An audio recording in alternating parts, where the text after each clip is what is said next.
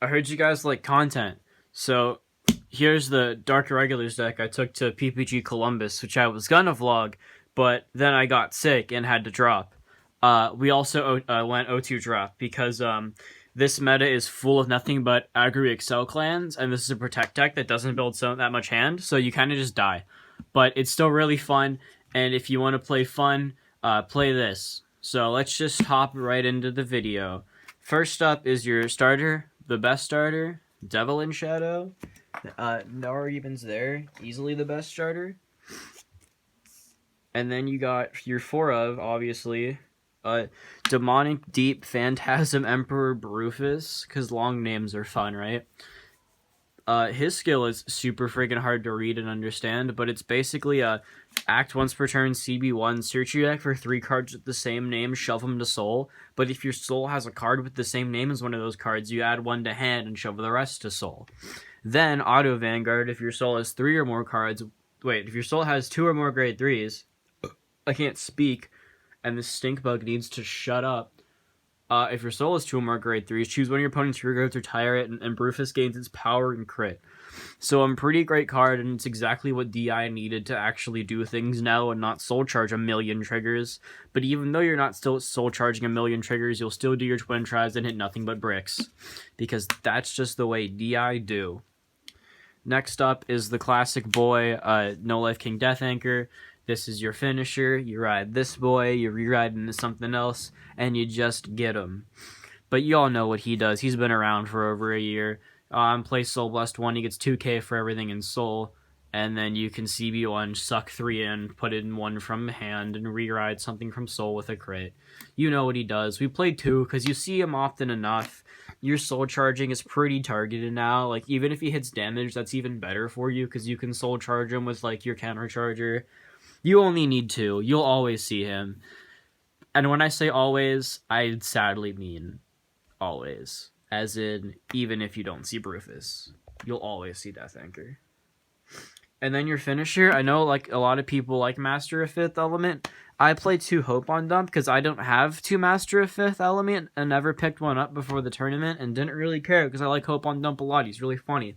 He's just on place if your soul has 20 or more cards. Your opponent has to guard with exactly 20k worth of shield value for the rest of the turn. Holy crap, this works on rear guard. I didn't even realize that. See how much I know about this deck? Great. But yeah, this card's fun and I like its art a lot. So yeah, that's why we're playing it. On to grade 2s. I don't play Variance Drag Form because I don't like it. It's a lot of Counterblast. One of the best cards in the deck, Emblem Master. If you see this, you win. That's a lie.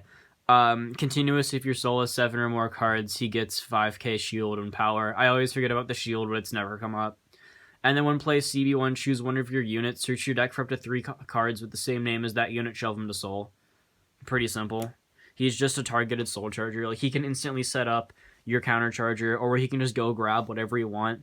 Sometimes I'll even just ride him and just go grab 3 more of himself to shove into soul just to turbo.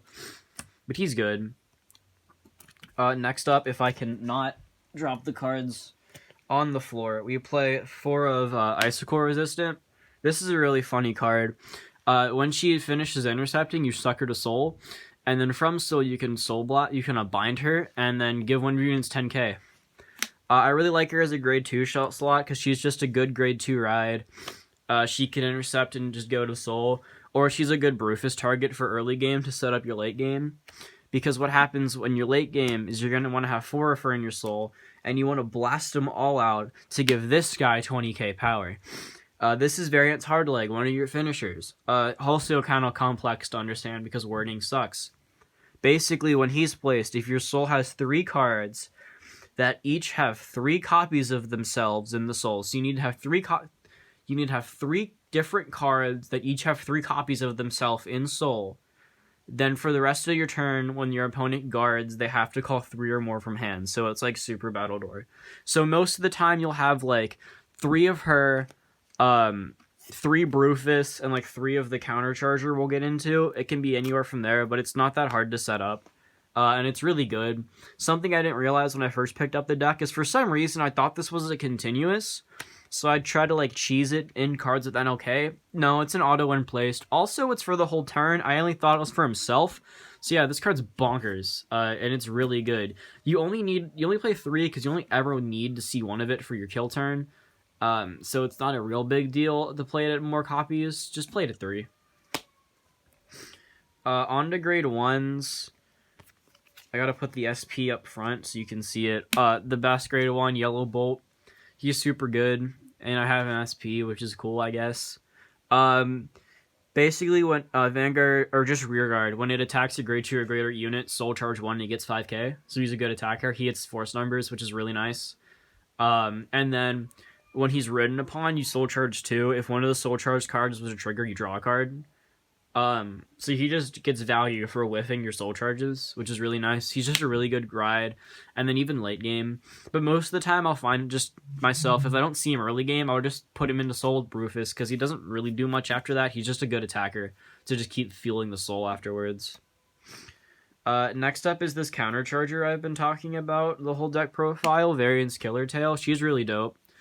You can act once per turn, rest her, and I actually don't even know what the wording is, because I do it kind of backwards. It's, act once per turn, rest this unit, put a card from your damage zone or drop zone into your soul. If you put from your damage zone, put the top card of your deck into your damage zone face down. And if your soul has 3 variants Killer Tail, countercharge 1 and stand this unit. I didn't even know you could put it from drop zone until, like, a day before the tournament, so you just know how much I practiced for this. Yeah, O2 drop, baby, let's go. I'm still feeling kind of sick, even though I slept all day yesterday. So what she does is you, like, Emblem Master, or if you have to, like, game Rufus in 3 copies of her. So then what you can do is you just rest her, suck in something from either damage or drop into soul, then countercharge and restand her. So she's really, really good. She's just a free countercharge, and a free soul charge, and it's a targeted soul charge. So, like, early game, it doesn't even matter. You put in anything. You can just put anything in the soul with her, and it's awesome. I love her. She's so good. She's really good. If you ever see a DI player, like, in the middle of a game, and you don't see 3 of her in his soul, he's losing. He's just gonna lose. He's just doing it wrong. I play 3 alluring succubus, because I realized that, if you don't see Rufus, you lose. Like, there's no getting around that. If you don't see Rufus, you just die. So alluring succubus helps that early game. She's a soul charge. And then she just goes and finds grade 3s, so you can just find a Rufus to add to hand. You can get a Hope on Dump into the soul. You can get more Rufus into the soul, and NLK to hand for when you want to murder your opponent, which is all great.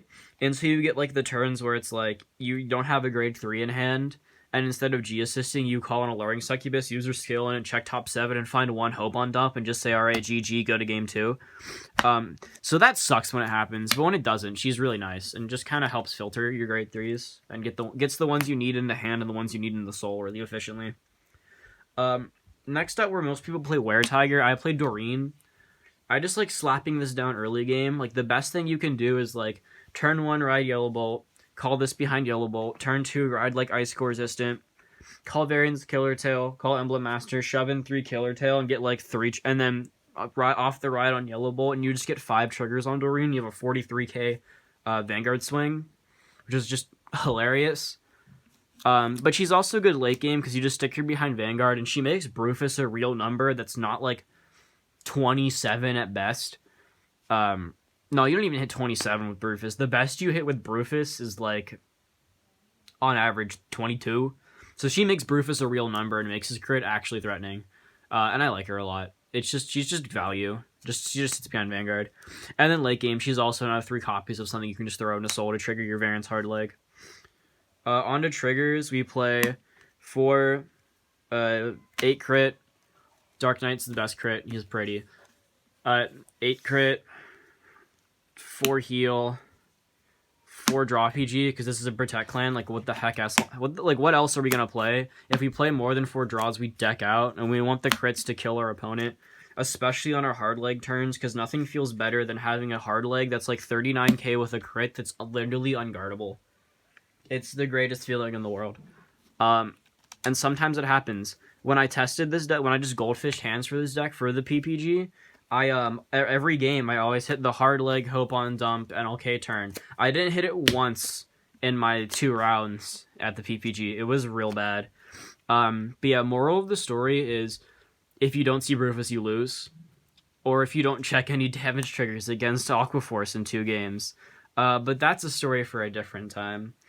But yeah, if you're just looking for a solid, fun deck to just play right now, that's pretty cheap and not super expensive, I recommend DI. This deck is actually a blast unless you play against an Excel deck, because if that happens, you just want to cry, and it's not that fun. But if you don't, you absolutely destroy Gantz a lot. You can just poop on any Force clan. Even Protect matchups aren't bad. But if you go against Excel, which is 70% of the meta right now, you just kind of have to take that L and hope that your next round is against something you can actually deal with.